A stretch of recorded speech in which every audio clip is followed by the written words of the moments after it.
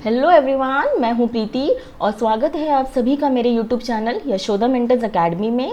तो आज हम क्लास 11th का ऑर्गेनिक केमिस्ट्री स्टार्ट करने वाले हैं। जो टॉपिक हम स्टार्ट करने वाले हैं वो है IUPAC नोमेनक्लेचर। ठीक है, अब ये जो टॉपिक है इसको हम कुछ पार्ट्स में कवर अप करेंगे क्योंकि will start from the very basics. Okay, क्या होता है ऑर्गेनिक केमिस्ट्री, ओके, और भी कुछ कंसेप्ट्स है जो कि आपको पता होना चाहिए before starting the IUPAC nomenclature. ठीक है, तो वही सब हम आज की वीडियो में देखने वाले हैं। ठीक है, तो आइए स्टार्ट करते हैं आज का वीडियो। ओके, देखो हर चीज़ की कोई ना कोई हिस्ट्री होती है, राइट। तो वैसे ही ऑर्गेनिक केमिस्ट्री की भी कुछ ना कुछ हिस्ट्री है। ओके, देखते हैं क्या है वो history. In the year 1780, okay, in the year 1780 एक केमिस्ट थे जिसका नाम था बर्जेलियस। ओके, एक केमिस्ट थे जिसका नाम था बर्जेलियस। अब उन्होंने ये बोला था जो ऑर्गेनिक कंपाउंड्स होते हैं ना, ये हमें मिलते हैं लिविंग प्लांट्स और एनिमल से। ओके, उन्होंने क्या बोला था कि जो ऑर्गेनिक कंपाउंड्स होते हैं ना, ये हमें कहाँ से मिलते हैं, ये मिलते हैं हमें लिविंग प्लांट्स और एनिमल से। अब इसको समझाने के लिए उन्होंने एक थियोरी पुट फॉरवर्ड की जिसका नाम था वाइटल फोर्स थियोरी। ओके, उन्होंने एक थियोरी पुट फॉरवर्ड की vital force theory, and according to this theory उन्होंने ये बोला था कि जो लिविंग प्लांट्स और एनिमल्स होते हैं ना, इनके अंदर एक हिडन फोर्स है, एक मिस्टीरियस फोर्स होता है जो कि रिस्पॉन्सिबल होता है ऑर्गेनिक कंपाउंड्स को बनाने के लिए। अब ये फोर्स क्या था ये किसी ने देखा नहीं आज तक। ओके, बस उन्होंने ये बोला था थियोरी के थ्रू कि ये जो लिविंग प्लांट्स और एनिमल्स होते हैं ना, इनके अंदर एक मिस्टीरियस फोर्स होता है जो कि रिस्पॉन्सिबल होता है ऑर्गेनिक कंपाउंड्स को बनाने के लिए। ठीक है, लेकिन उसके बाद बहुत सारे केमिस्ट ने अलग अलग स्टडीज़ की ऑर्गेनिक कंपाउंड्स को लेकर। ठीक है, फिर in the year 1828 in the year 1828 एक और केमिस्ट आए जिसका नाम था वॉहलर। ओके, एक और केमिस्ट आए जिसका नाम था वॉहलर। उन्होंने बर्जेलियस की थियोरी को रॉन्ग प्रूव किया। ठीक है, उन्होंने क्या कहा, नहीं, हम ऑर्गेनिक कंपाउंड्स को आर्टिफिशियली भी बना सकते हैं लैब में, और वो चीज़ उन्होंने करके दिखाई। उन्होंने क्या किया, उन्होंने लैब में एक इनऑर्गेनिक कंपाउंड लिया, अमोनियम साइनेट। ओके, ये क्या है, ये एक इनऑर्गेनिक कंपाउंड है, दैट इज अमोनियम साइनेट। ठीक है, उन्होंने इस इनऑर्गेनिक कंपाउंड को हीट किया। जब उन्होंने इस इनऑर्गेनिक कंपाउंड को हीट किया तब उन्हें एक ऑर्गेनिक कंपाउंड का सिंथेसिस हुआ। उनको क्या मिला, उनको एक ऑर्गेनिक कंपाउंड मिला जिसका नाम था यूरिया। क्या था, यूरिया। ठीक है, ये एक ऑर्गेनिक कंपाउंड था। तो उन्होंने एक इनऑर्गेनिक कंपाउंड से एक ऑर्गेनिक कंपाउंड का सिंथेसिस किया, राइट। अब ये जो यूरिया है ये एक ऑर्गेनिक कंपाउंड है जो सबसे पहला ऑर्गेनिक कंपाउंड बना था लैब में। क्लियर। तो अब वॉहलर ने तो ऑर्गेनिक कंपाउंड्स का सिंथेसिस कर दिया, राइट। उसके बाद बहुत सारे रिवोल्यूशंस आए। ठीक है, अब जब ऑर्गेनिक कंपाउंड बन गया तो अब लोगों ने इसका डेफिनेशन मतलब जो केमिस्ट थे, जो साइंटिस्ट थे, उन्होंने इसका डेफिनेशन देना स्टार्ट किया।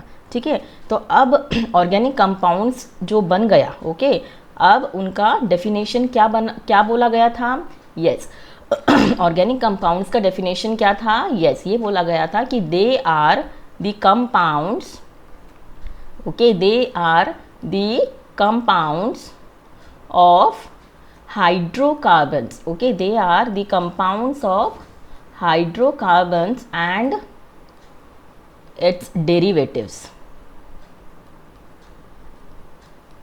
Okay, they are the compounds of hydrocarbons and its derivatives. मतलब ऑर्गेनिक कंपाउंड्स के अंदर हाइड्रोजन और कार्बन ये दोनों होना कंपलसरी था। ओके, मतलब organic compound should consist of hydrogen as well as carbon and its derivatives. मतलब हम उन ऑर्गेनिक कंपाउंड से और भी ऑर्गेनिक कंपाउंड्स डराइव कर सकते हैं। ठीक है, तो ये दी गई थी डेफिनेशन ऑफ ऑर्गेनिक कंपाउंड्स की।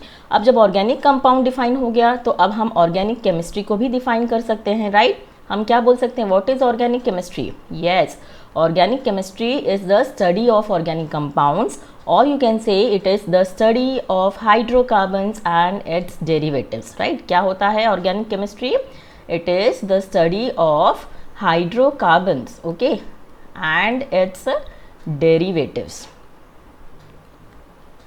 okay, तो what is organic chemistry, it is the study of hydrocarbons and its derivatives। ठीक है, तो ऑर्गेनिक केमिस्ट्री डिफाइन हो गया, फाइन। अब जब ऑर्गेनिक केमिस्ट्री डिफाइन हो गया तो अब हम इनका क्लासिफिकेशन देखेंगे, किस तरीके से ऑर्गेनिक कंपाउंड्स क्लासीफाई होते हैं। ठीक है, ऑर्गेनिक कंपाउंड्स क्लासीफाई होते हैं into 2 categories, open chain compounds and close chain compounds. ठीक है, अब ओपन का मतलब होता है ओपन, राइट, है ना। तो क्या होता है ओपन चेन कंपाउंड्स, देखो I will explain with an example. जैसे मैंने ये कंपाउंड लिया, ठीक है,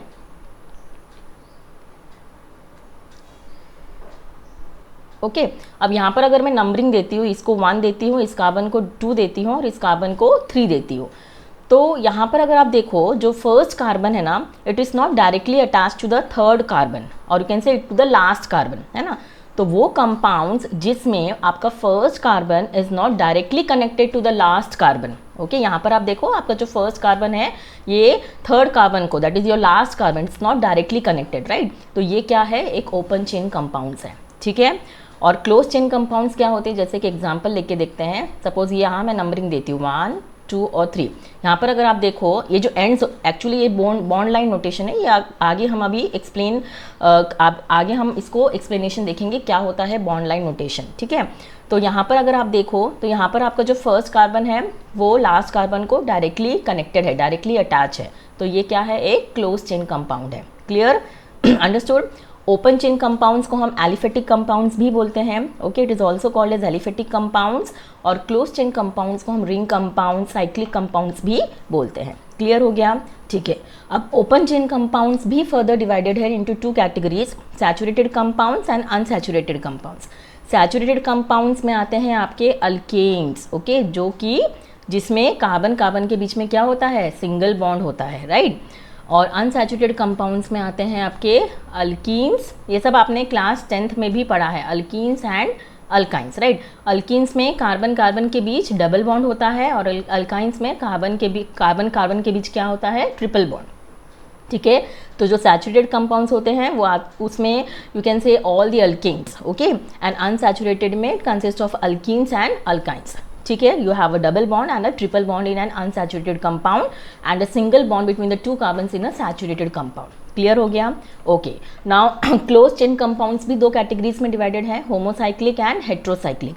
अब होमो का मतलब ही होता है सेम, राइट, मतलब यहाँ पर it consist of the same atom and that is true of carbon atom. जैसे ये वाला एग्जाम्पल हम देख लेते हैं। ठीक है, अब इसमें अगर आप देखो ये जो एंड्स होते हैं ना, ये सारे एंड्स क्या है, कार्बन एटम, राइट। तो यहाँ पर अगर आप देखो तो all the ends they are made up of carbon atom, right, same atom that is carbon. तो ये एक होमोसाइक्लिक कंपाउंड है। ठीक है, लेकिन अगर कार्बन एटम के साथ साथ एक hetero atom like oxygen, your nitrogen और sulphur, okay, any hetero atom that is oxygen, nitrogen और सल्फर इज ऑल्सो प्रेजेंट, है ना, in accordance with the carbon atom. Like suppose इसी में हम देखते हैं, अगर सपोज मैंने यहाँ पर ऑक्सीजन लगा दिया, ठीक है, तो यहाँ पर अगर आप देखो कार्बन एटम तो है, लेकिन कार्बन एटम के साथ साथ एक हेट्रो एटम भी प्रेजेंट है दैट इज ऑक्सीजन। तो ये क्या है, हेट्रोसाइक्लिक कंपाउंड। क्लियर हो गया, ठीक है। Homocyclic compound again further is divided into 2 alicyclic compounds and aromatic compounds.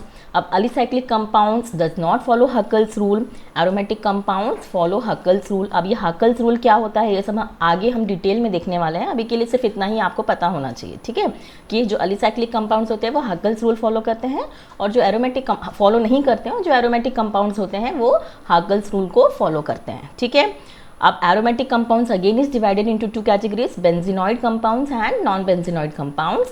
Benzenoid compounds, they are made up of benzene ring. It consists of a benzene ring, and non-benzenoid compound, it does not consist of a benzene ring. ठीक है, तो अभी detail में हम इसे नहीं देखेंगे, क्या होता है बेंजीन, क्या होता है नॉन बेंजीनॉइड, क्या होता है हक्कल्स रूल, ओके, ये सब हम आगे जो टॉपिक हम जीओसी कवर अप करेंगे उसमें हम इसको डिटेल में देखेंगे। ठीक है, तो ये था classification of organic compounds. I hope आपको समझ में आया होगा। Organic compounds is divided into 2 categories, open chain compounds and closed chain compounds. Open chain compounds में भी it is divided into 2 categories, saturated compounds and unsaturated. Closed chain में homocyclic and heterocyclic. Homocyclic is further categorized into 2 alicyclic compounds and aromatic compounds. Aromatic is further divided into 2, that is benzenoid and non-benzenoid. Clear? Okay. Now after classification of organic compounds we'll see the representation of organic compounds. कैसे organic compounds को हम represent कर सकते हैं, किस तरीके से हम लिखते हैं, ठीक है.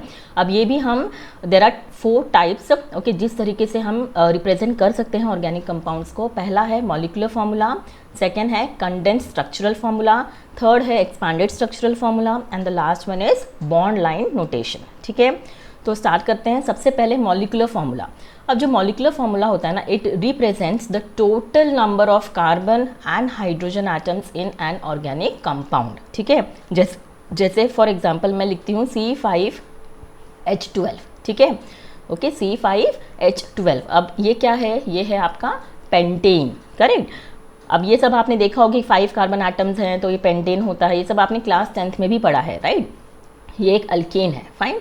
अब देखो यहाँ पर आपको पता चल रहा है कि कितने नंबर ऑफ कार्बन एटम्स है total, that is 5, and total number of hydrogen atoms 12. तो यही जो रिप्रेजेंट करता है total number of carbon atoms and total number of hydrogen atoms, वही होता है मॉलिक्यूलर फार्मूला. ठीक है, अब ये क्या है, ये एक अल्केन है. कैसे पता चला, आपको पता है कि जो अल्केन होता है ना, ओके, उसका जो जनरल फार्मूला होता है वो क्या होता है, CnH2n+2, राइट.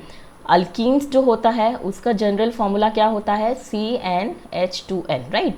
और जो अल्काइंस होता है, ओके, उसका जनरल फार्मूला क्या होता है, यस, CnH2n-2, करेक्ट. ये सब आपने क्लास 10th में पढ़ा है, करेक्ट. तो अब आपको कैसे पता चला कि ये एक अल्केन है.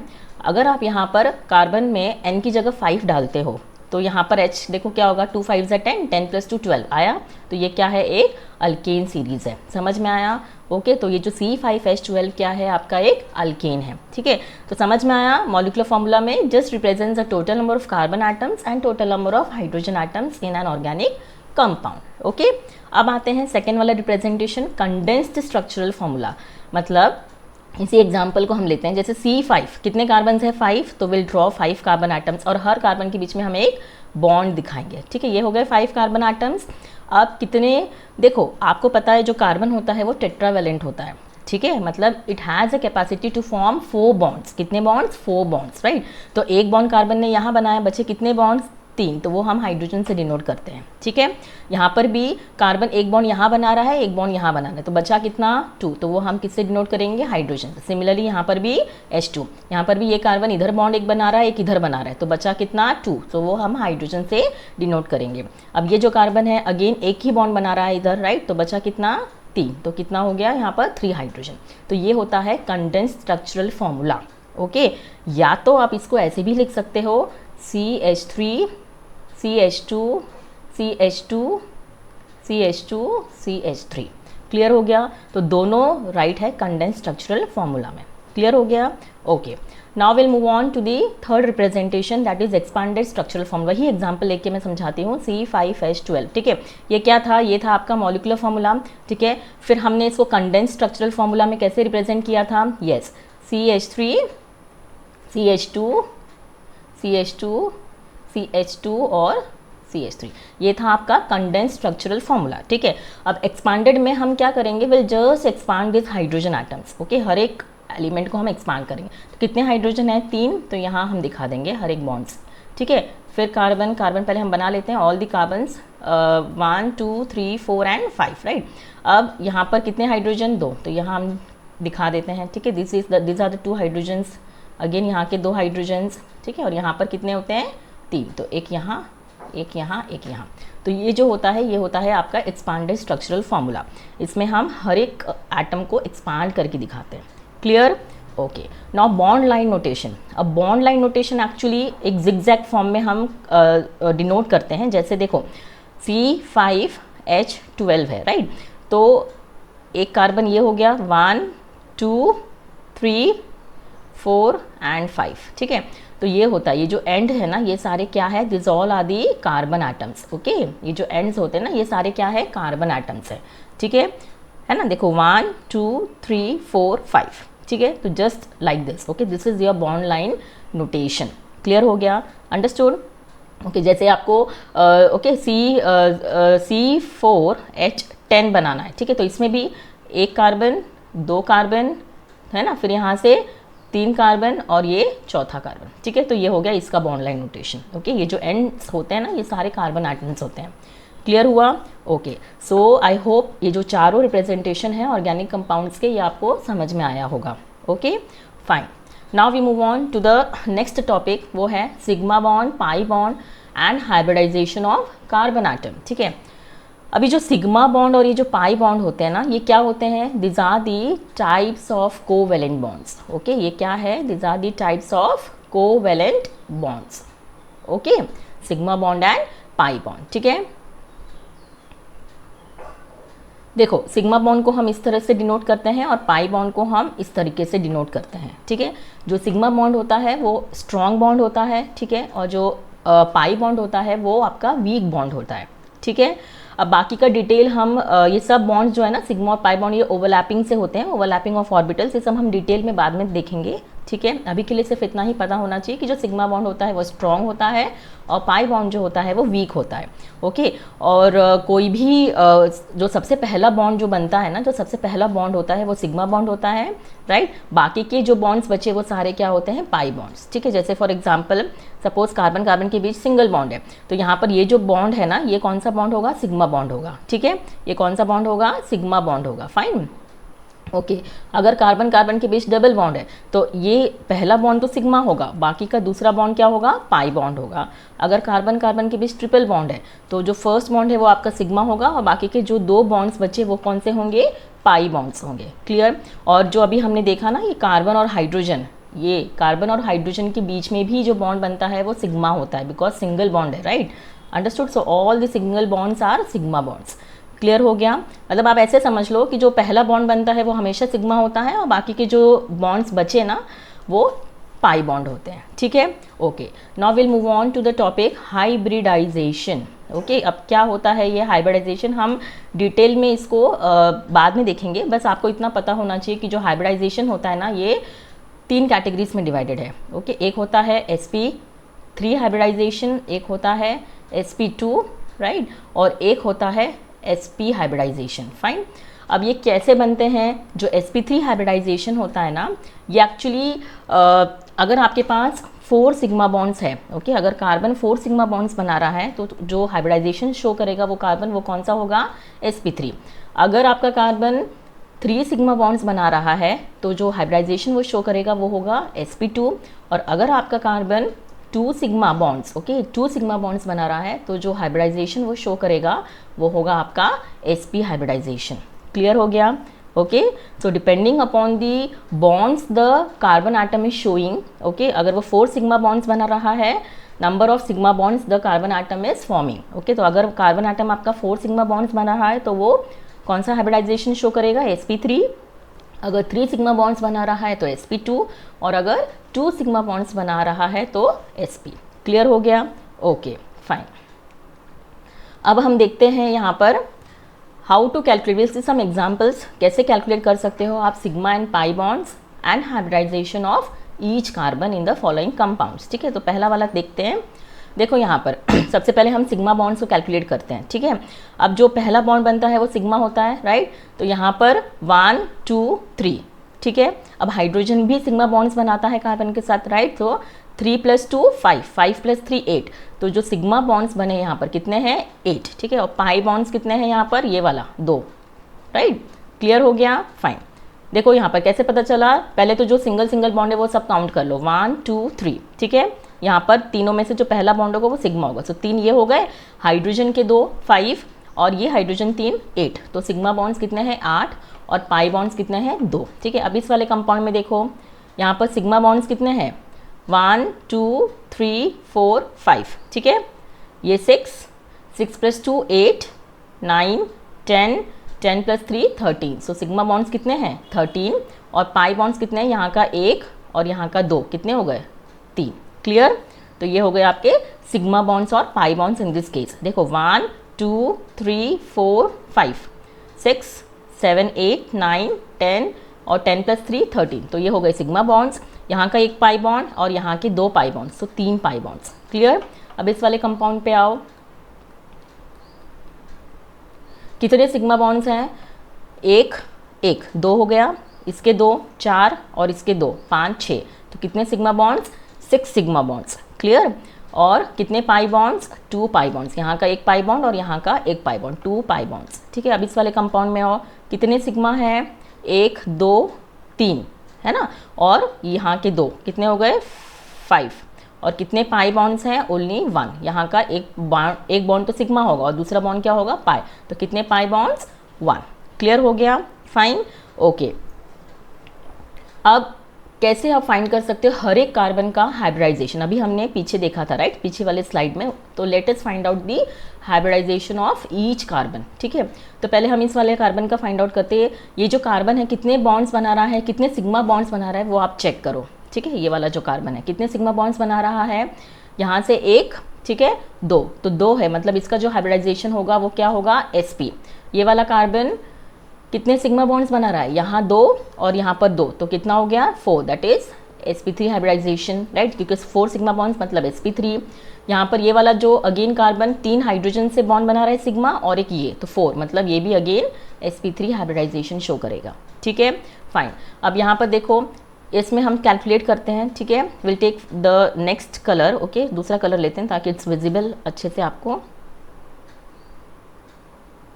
ओके, अब इस वाले कार्बन पे हम आते हैं। देखो यहाँ पर एक जो कार्बन है, एक सिग्मा बॉन्ड यहाँ बना रहा है, एक इसके साथ बना रहा है, तो 2 है, तो 2 मतलब कितना, कौन सा हाइब्रिडाइजेशन? sp। इस वाले कार्बन पे आप चेक करो, ये वाला जो कार्बन है एक सिग्मा बॉन्ड यहाँ बना रहा है, एक यहाँ, तो अगेन sp है ना। इस वाले कार्बन पे 2 बॉन्ड यहाँ और 2 बॉन्ड इसके साथ, मतलब 4, तो sp3। यहाँ पर आप चेक करो, एक सिग्मा बॉन्ड यहाँ पर, एक सिग्मा बॉन्ड यहाँ पर, 2 और एक हाइड्रोजन 3, तो sp2। यहाँ पर इस वाले कार्बन पे एक सिग्मा बॉन्ड यहाँ, एक सिग्मा बॉन्ड यहाँ, 2 और एक हाइड्रोजन के साथ 3, तो क्या हो गया? sp2। यहाँ पर sp3 बिकॉज एक बॉन्ड यहाँ और 3 हाइड्रोजन के साथ, तो sp3। क्लियर हो गया? फाइन। अब इस वाले कार्बन पे देखो, ये वाला जो कार्बन है एक बॉन्ड सिग्मा यहाँ बना रहा है और 2 इसके साथ, 3, तो ये क्या हो गया? sp2। ये वाला कार्बन एक सिग्मा बॉन्ड यहाँ, एक सिग्मा बॉन्ड यहाँ, यहाँ पर 2, तो sp। ठीक है, ये वाला कार्बन एक सिग्मा बॉन्ड यहाँ बना रहा है और 2 हाइड्रोजन के साथ, मतलब 3, तो कौन सा hybridisation? sp2। Clear? Okay, now next compound पे आओ। देखो यहाँ पर ये जो एक ही कार्बन है, तो ये कार्बन कितने सिग्मा बॉन्ड्स बना रहे? एक यहाँ, एक यहाँ, एक यहाँ, 3 सिग्मा बॉन्ड्स, मतलब ये कौन सा हाइब्रिडाइजेशन शो करेगा? sp2। समझ में आया? ठीक है, तो इस तरीके से हम हर एक हाइब्रिडाइजेशन हर एक कार्बन का फाइंड कर सकते हैं। क्लियर हो गया? Fine, okay. तो ईच कार्बन एटम का हाइब्रिडाइजेशन फाइंड आउट करने के लिए इस तरीके से आपको कैलकुलेट करना है वो कार्बन एटम कितने सिग्मा बॉन्ड्स बना रहा है। ओके, अगर 4 तो sp3, अगर 3 तो sp2 और अगर 2 सिग्मा बॉन्ड्स तो sp। Fine, okay. I hope आपको समझ में आया किस तरीके से कैलकुलेट करते हैं hybridisation. Okay, fine. The next topic is degree of carbon and degree of hydrogen. ठीक है, अब कैसे आप कार्बन एटम का डिग्री फाइंड कर सकते हो और हाइड्रोजन एटम का डिग्री फाइंड कर सकते हो। ठीक है, देखो जो 4 टाइप्स होते हैं, primary carbon, secondary carbon, tertiary carbon और क्वाटरनरी कार्बन। ठीक है, प्राइमरी कार्बन मतलब we can say 1 degree carbon also. Okay, हम इसे 1 डिग्री कार्बन भी बोलते हैं। When 1 carbon atom is further attach to a single carbon atom, जैसे ये एक कार्बन एटम है, ये सिर्फ एक ही कार्बन एटम को अटैच है, तो हम क्या बोलेंगे इसको? 1 डिग्री कार्बन, मतलब प्राइमरी कार्बन। ये भी प्राइमरी होगा और ये भी प्राइमरी होगा। Fine, so when 1 carbon atom is further attach to a single carbon atom, तो वो क्या होगा? एक प्राइमरी कार्बन एटम होगा। ठीक है, सेकेंडरी में आपका एक कार्बन एटम जो है वो 2 अदर कार्बन एटम्स को अटैच है, इस तरीके से। ठीक है, तो इसका जो डिग्री होगा, ये बीच वाला जो कार्बन है, इसका क्या होगा? 2 डिग्री। हम इसे क्या बोलते हैं? 2 डिग्री भी बोलते हैं सेकेंडरी कार्बन को। When your carbon atom means when 1 carbon atom is further attach to 2 other carbon atoms, then it is called as secondary carbon. Clear? तो यहाँ पर ये बीच वाला जो कार्बन है, ये 2 अदर कार्बन को अटैच है, तो इसकी डिग्री क्या होगी? 2 degree, that is secondary carbon. ठीक है, टर्शरी कार्बन में when 1 carbon atom is further attach to 3 other carbon atoms, जैसे एक ये हो गया, ठीक है, एक ये हो गया, ये 2 तो है और तीसरा यहाँ से अटैच है। ठीक है, तो ये CH3 और यहाँ पर CH। ठीक है, तो यहाँ पर अगर आप देखो, ये बीच वाला जो कार्बन है ये 3 डिग्री कार्बन है, टर्शरी। ओके, टर्शरी को हम कैसे डिनोट करते हैं? 3 डिग्री। तो ये जो बीच वाला जो कार्बन है, ये यहाँ से तो 2 कार्बन को अटैच है और एक नीचे से, राइट? तो कितने हो गए? 3 हो गए। So when 1 carbon atom is further attach to 3 other carbon atoms, तो वो टर्शरी कार्बन होगा। Fine, okay. और क्वाटरनरी में when one carbon atom is further attach to 4 other carbon atoms, इस तरीके से, तो वो कौन सा कार्बन होगा? क्वाटरनरी। ठीक है, वो कौन सा कार्बन आउट होगा? Quaternary carbon atom. ठीक है, तो ये जो बीच वाला कार्बन है ये 4 अदर कार्बन एटम्स को अटैच है, तो it is a quaternary carbon. समझ में आया? ये 4 डिग्री कार्बन बीच वाला। क्लियर? फाइन। तो हम क्वाटरनरी को 4 डिग्री भी बोलते हैं। तो इस तरीके से हम कार्बन की डिग्री फाइंड कर सकते हैं, ये कौन सा कार्बन है। समझ में आया? When one carbon atom is attach to a single carbon atom, तो 1 degree, that is primary carbon. When one carbon atom is further attach to 2 other carbon atoms, तो वो सेकेंडरी कार्बन एटम होगा। When one carbon atom is further attach to 3 other carbon atoms, तो वो tertiary carbon atom होगा। और when one carbon atom is attach to 4 other carbon atoms, तो वो कौन सा कार्बन होगा? क्वाटरनरी। ठीक है, ओके फाइन। और सिमिलरली अगर आपको degree of hydrogen find out करना है तो वो भी वैसे ही है। ठीक है, मतलब ये जो हाइड्रोजन है, इस वाले हाइड्रोजन की बात करें तो ये कौन से हाइड्रोजन हो गए? 1 डिग्री, क्योंकि अगर आप जो हाइड्रोजन आपके जिस कार्बन को अटैच है उसका डिग्री चेक करना है आपको। अगर वो 1 डिग्री है तो 1 डिग्री हाइड्रोजन होगा। ठीक है, अगर वो 2 डिग्री है तो 2 डिग्री हाइड्रोजन होगा। मतलब सिर्फ आपको जो हाइड्रोजन आपका जिस कार्बन पे अटैच है ना उसकी डिग्री चेक करनी है। क्लियर? तो अगर आपका कार्बन 2 डिग्री है तो जो हाइड्रोजन उस कार्बन को अटैच होगा वो भी 2 डिग्री हाइड्रोजन होगा। फाइन, ऐसे इस तरीके से। Okay, now will see some examples. Okay, कैसे फाइंड आउट करते हैं आप 1 डिग्री, 2 डिग्री, 3 डिग्री, ये हम एग्जांपल्स देख लेते हैं। ठीक है, इस वाले कार्बन को देखो, यहाँ पर ये वाला जो कार्बन है ये सिर्फ एक ही कार्बन को अटैच है, तो ये कौन सा कार्बन होगा? 1 डिग्री। ये वाला कार्बन यहाँ से 1-2 कार्बन को और एक नीचे, तो ये क्या होगा? Yes, 3 degree. ये वाला कार्बन एक यहाँ से एक यहाँ से, सो इट इज़ 2 डिग्री। ये वाला कार्बन 4 अदर कार्बन को अटैच है, तो इसका डिग्री क्या होगा? 4 डिग्री। ठीक है, ये वाला कार्बन सिर्फ एक ही कार्बन को अटैच है तो 1 डिग्री। ये वाला कार्बन भी सिर्फ 1 कार्बन को अटैच है, तो इसकी डिग्री क्या होगी? 1 degree, that is primary carbon. ये भी सिर्फ एक ही को अटैच है, राइट? तो इसका डिग्री क्या होगा? 1 डिग्री। समझ में आया किस तरीके से आपको चेक करना है? Okay, degree of carbon. Fine, अब इधर आते हैं। देखो, ये वाला जो कार्बन है सिर्फ एक ही कार्बन को अटैच है तो 1 degree, that is primary carbon. ये वाला कार्बन 2 यहाँ और एक नीचे 3, तो इट इज़ 3 डिग्री। ये वाला कार्बन सिर्फ एक ही कार्बन को अटैच है, राइट, फर्दर, तो ये होगा 1 डिग्री। अगेन जो नीचे वाला कार्बन है this is also attach to only 1 carbon, तो ये होगा आपका 1 डिग्री। ठीक है, तो इस तरीके से आपको कैलकुलेट करना है डिग्री ऑफ कार्बन। क्लियर हो गया? फाइन। अब आते हैं degree of alkyl halide, degree of alcohol and degree of amines. ठीक है, अब डिग्री ऑफ अल्किल हलाइड भी वैसे ही है। अगर आपका देखो, अल्किल हलाइड, हलाइड का मतलब ही होता है halogen, that is you can से फ्लोरीन, एक्स से डिनोट करते हैं हम, fluorine, chlorine, okay, bromine, iodine. ठीक है, तो ये सब क्या है? दिस ऑल आर आपका halogens, that is halides. Okay, तो अगर आपका अल्किल हलाइड, हम कब उसका डिग्री कैसे फाइंड आउट करते हैं? जब आपका हैलोजन जिस कार्बन को अटैच है ना उसका डिग्री आपको चेक करना है। अगर वो 1 डिग्री है तो वो 1 मीन्स वो प्राइमरी अल्किल हलाइड होगा। ओके, ऐसे। ठीक है, तो हम चेक करते हैं। यहाँ पर देखो, ये हैलोजन है, राइट? तो ये जो हैलोजन है इस कार्बन को अटैच है, राइट? तो इसकी डिग्री क्या है? ये फर्दर सिर्फ एक ही कार्बन को अटैच है, तो इसकी डिग्री क्या हो गई? 1 डिग्री। मतलब ये कौन सा हो गया?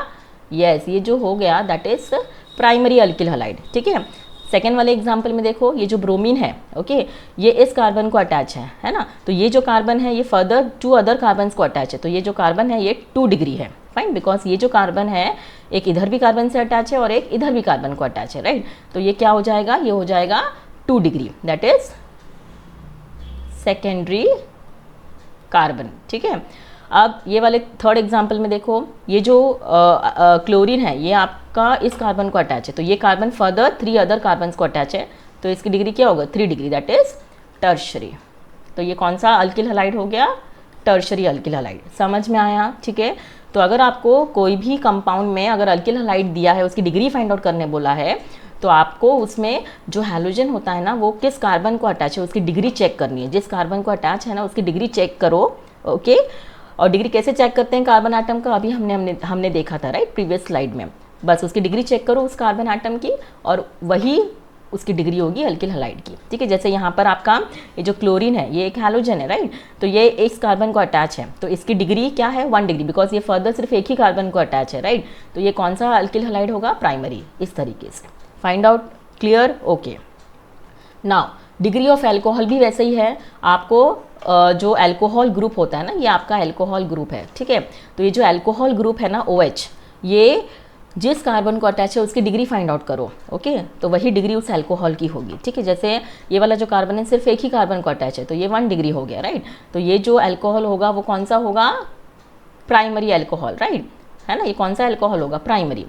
अब इस वाले पे देखो, ये जो OH है वो इस कार्बन को अटैच है, राइट। अब ये जो कार्बन है ये फर्दर 2 अदर कार्बन को अटैच है तो इसकी डिग्री क्या हो गई, 2 डिग्री।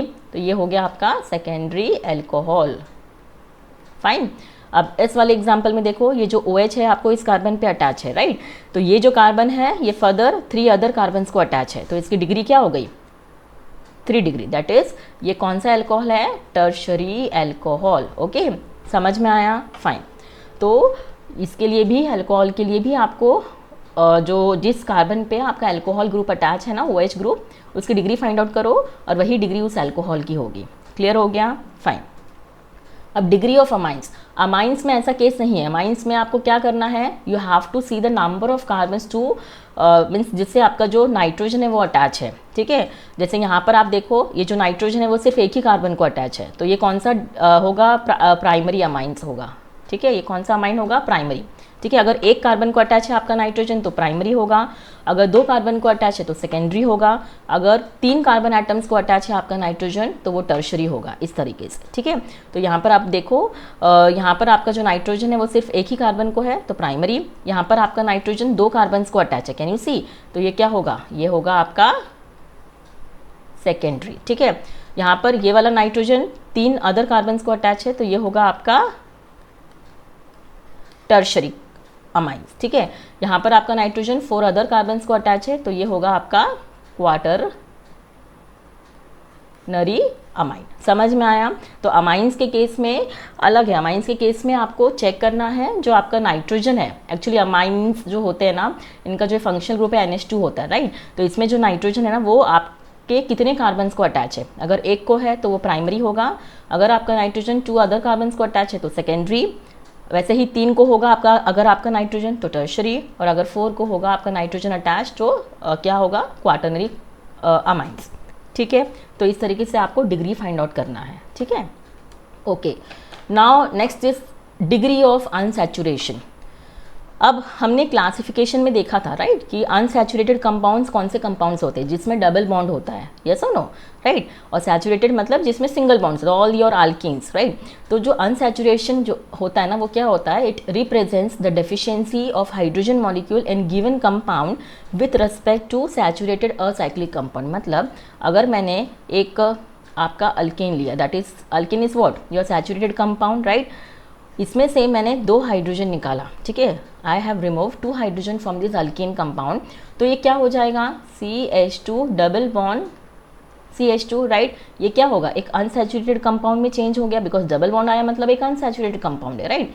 सो ये होता है, मतलब क्या चीज़ थी जो आपको एक सैचुरेटेड कंपाउंड को एक अनसैचुरेटेड कंपाउंड में चेंज की, that is your degree of unsaturation. समझ में आया, राइट।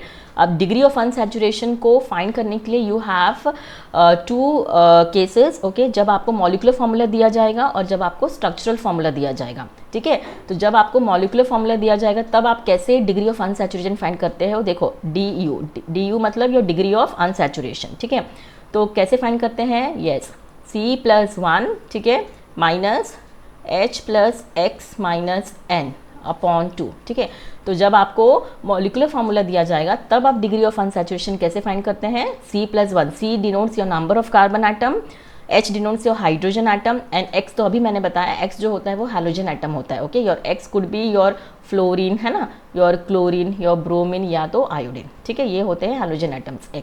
ठीक है, N तो आपको पता है नाइट्रोजन एटम। ठीक है, और जब आपका स्ट्रक्चरल फार्मूला दिया जाएगा तब आप डिग्री ऑफ अनसैचुरेशन कैसे फाइंड करते हैं, तब आप कैलकुलेट करते हो नंबर ऑफ रिंग्स। ओके, जो भी स्ट्रक्चर दिया है उसमें कितने रिंग्स है plus number of your pi bonds. ठीक है, कितने पाई बॉन्ड्स हैं। ओके, तो जब भी स्ट्रक्चरल फार्मूला दिया है तब आप डिग्री ऑफ अनसैचुरेशन कैसे फाइंड आउट करते हो, you calculate the number of rings and number of pi bonds and then you sum up. ठीक है, तो इस तरीके से आपको degree of unsaturation find out करना है। अभी आपको और क्लियर होगा जब हम कुछ एग्जांपल्स करते हैं। ठीक है, जैसे पहला एग्जांपल हम लेते हैं C5H5 N, ठीक है, C5H5N। अब इस वाले केस में अगर मुझे डिग्री ऑफ अनसैचुरेशन फाइंड करना है तो मैं कैसे फाइंड आउट करूँगी? यस, बताओ, how I will find out degree of unsaturation? Sorry, C6H5 लेते हैं, ठीक है। तो कैसे फाइंड आउट करोगे? यस, देखो ये क्या है, स्ट्रक्चरल फॉर्मूला है कि मॉलिक्यूलर फॉर्मूला? ये एक मॉलिक्यूलर फॉर्मूला, राइट। तो मॉलिक्यूलर फॉर्मूला जब आपको दिया जाएगा तब आप कैसे फाइंड आउट करते हो? इस वाले फॉर्मूला से, right. That is C+1 minus H+X minus N/2, right. तो यहाँ पर कार्बन आइटम कितने हैं? 6, राइट। तो 6+1 माइनस हाइड्रोजन कितने हैं? 5। सो 5 प्लस योर हैलोजन आइटम है क्या? नहीं, एक भी नहीं, तो 0 माइनस नाइट्रोजन आइटम 1 है, राइट। सो 1/2, क्लियर। तो ये कितना हो जाएगा? 6 + 1 is 7 minus 5 minus 4, 5 minus 1 is 4, right. So 4/2 that is 7 minus 2 that is 5। तो यहाँ पर जो डिग्री ऑफ अनसैचुरेशन आया वो आया 5। समझ में आया किस तरीके से आपको करना है ये? ठीक है। तो जब मॉलिक्यूलर फॉर्मूला दिया है तब आपको इस तरीके से फॉर्मूला में डालना है कितने कार्बन आइटम से कितने हाइड्रोजन है, कितने नाइट्रोजन है, एंड अकॉर्डिंगली आपको फाइंड आउट करना है, ठीक है। अब एक और एग्जांपल देख लेते हैं इसका हम। जैसे मेरे पास है, यू कैन से कुछ भी एग्जांपल ले सकते हैं, जैसे C4H6, ठीक है, C4H6, ठीक है, C4H6। तो ये भी एक मॉलिक्यूलर फॉर्मूला है। तो इसमें भी हम कैसे कैलकुलेट करेंगे degree of unsaturation? Number of carbon atoms कितने हैं? 4, सो 4 + 1, ठीक है, माइनस हाइड्रोजन कितने हैं? 6, राइट। तो 6 प्लस हैलोजन नहीं है, राइट, तो 0, नाइट्रोजन भी नहीं है, तो 0/2। तो ये क्या हो जाएगा? 4 + 1 इज 5, करेक्ट। 5 माइनस 6/2, तो that is 6/2 is how much? 3। तो ये हो जाएगा 5 माइनस 3 दैट इज 2। तो डिग्री ऑफ अनसैचुरेशन जो आया दैट इज 2। समझ में आया? यहाँ पर भी, यहाँ पर जो था वो 5 आया था, क्लियर। तो इस तरीके से हम जब मॉलिक्यूलर फॉर्मूला दिया है तब डिग्री ऑफ अनसैचुरेशन कैलकुलेट करते हैं, ठीक है। अब जब स्ट्रक्चरल फॉर्मूला दिया है, ओके, जैसे एक एग्जांपल हम बेंजीन का ही लेते हैं, जैसे ये एक स्ट्रक्चरल फॉर्मूला है, ठीक है, बेंजीन का है। तो जब आपको स्ट्रक्चरल फॉर्मूला दिया है तब आप डिग्री ऑफ अनसैचुरेशन के लिए calculate the number of what rings, okay, plus the number of what pi bonds, है ना। तो यहाँ पर नंबर ऑफ रिंग्स 1 है और नंबर ऑफ पाई बॉन्ड्स कितने? 1 2 3। तो कितने हो गए? 3, that is degree of unsaturation is 4, ठीक है। तो यहाँ पर जो डिग्री ऑफ अनसैचुरेशन आई वो क्या आई? 4, बिकॉज यहाँ पर रिंग जो है वो एक ही है, राइट। और नंबर ऑफ पाई बॉन्ड्स कितने हैं? Yes, 3। So 1 + 3 is 4, clear, okay. एक और एग्जांपल हम देख लेते हैं, ये स्ट्रक्चरल फॉर्मूला वाला, okay. One more example you can से, लाइक ये वाला स्ट्रक्चर है सपोज, ठीक है, ये स्ट्रक्चर है। तो इस वाले में भी डिग्री ऑफ अनसैचुरेशन कैसे हम कैलकुलेट करेंगे? यस, नंबर ऑफ रिंग्स कितना है? 1, correct, and number of pi bonds कितने हैं? सिर्फ एक ही है ना। Yes, so number of pi bonds is how much? Only 1। So degree of unsaturation जो आई वो दैट इज 2, क्लियर हो गया। तो इस तरीके से आप डिग्री ऑफ अनसैचुरेशन कैलकुलेट करते हो कोई भी रिंग का, क्लियर, अंडरस्टूड। तो जब भी आपको या तो मॉलिक्यूलर फॉर्मूला दिया है या तो स्ट्रक्चरल फॉर्मूला दिया है, दोनों केस में अलग अलग फॉर्मूलाज यूज़ करना है और उसका degree of unsaturation find out करना है, क्लियर हो गया, fine. So this was for the today's video. I hope आपको अच्छे से समझ में आया होगा जो भी कंसेप्ट्स, जो भी बेसिक्स मैंने ऑर्गेनिक केमिस्ट्री के बारे में बताया आपको, ठीक है। अब from the next video will start the IUPAC naming, okay, किस तरीके से कोई भी ऑर्गेनिक कंपाउंड को हम IUPAC के अकॉर्डिंग नेम करते हैं, ओके, उनका नामकरण, ठीक है, वो हम नेक्स्ट वीडियो से स्टार्ट करेंगे, ठीक है। So thanks for watching the video, okay, take care, bye bye.